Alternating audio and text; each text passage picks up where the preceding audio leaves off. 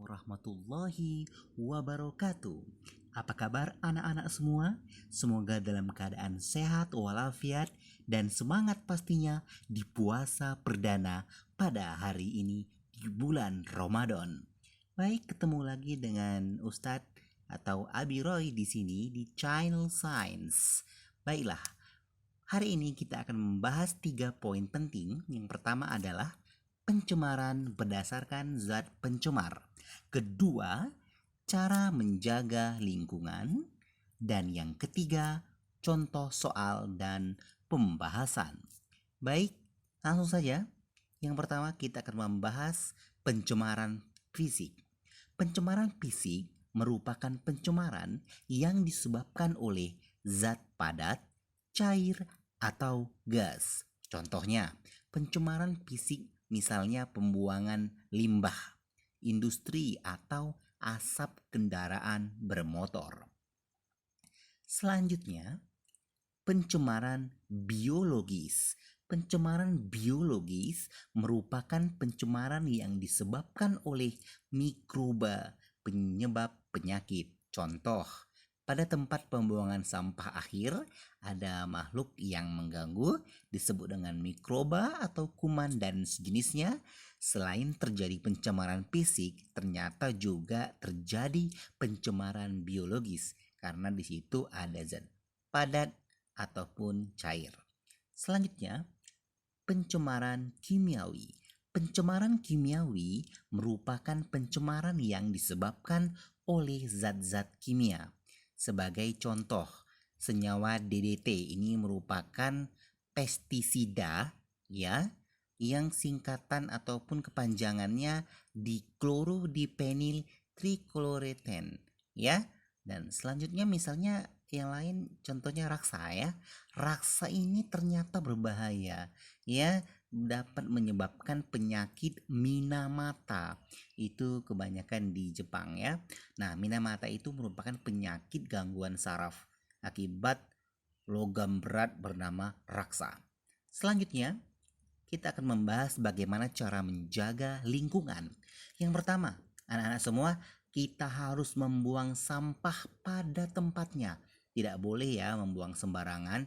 Selain berdosa, pastinya merugikan orang lain. Selanjutnya, bagaimana menjaga lingkungan? Yaitu pola hidup hemat. Kita tidak boleh boros. Kalau boros, kita bisa merugikan diri sendiri dan merugikan orang lain.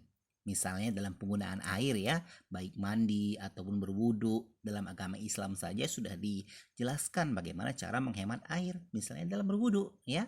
Selanjutnya cara menjaga lingkungan yaitu 5R. Apa saja R tersebut? R yang pertama adalah reduce, yaitu membatasi jumlah limbah. Misalnya nih, membeli produk dengan kemasan lebih sedikit ya.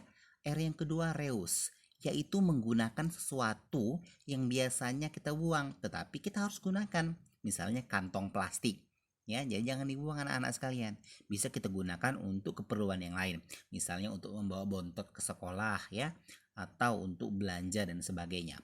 R yang selanjutnya adalah recycle, yaitu membuat produk melalui proses mekanis untuk mengubah bentuknya, misalnya pendaur ulangan ya. R yang selanjutnya yaitu repair, yaitu memperbaiki peralatan rumah tangga. Misalnya ada alat elektronik yang rusak, jangan langsung dibuang anak-anak sekalian, tapi diapain? Di repair, diperbaiki, sehingga mudah-mudahan ya bisa digunakan lagi seperti itu.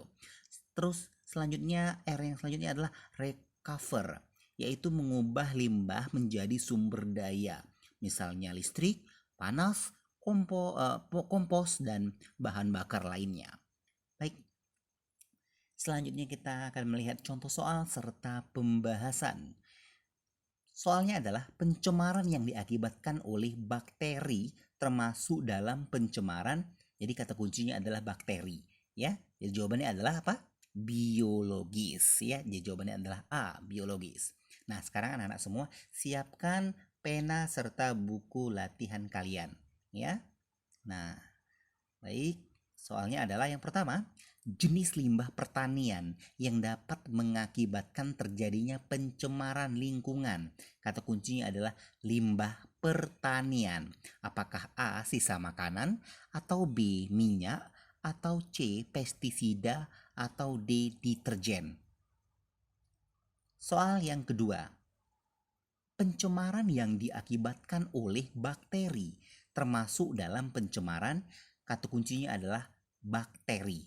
Apakah A. biologis, atau B. kimiawi, atau C. fisik, atau D. tanah? Dan soal yang terakhir adalah penyakit Minamata di Jepang disebabkan oleh logam berat yang bernama apakah A. timbal, atau B. belerang, atau C. kadmium, atau D. raksa? Baik, kumpulkan jawaban kalian, bisa langsung menggunakan WhatsApp atau via Google Classroom. Sampai sini dulu pertemuan kita, mudah-mudahan bermanfaat dan semangat ya di puasa perdana hari ini. Manjada wajada, siapa yang bersungguh-sungguh insya Allah akan mendapatkannya. Sampai ketemu kembali di channel selanjutnya. Assalamualaikum warahmatullahi wabarakatuh.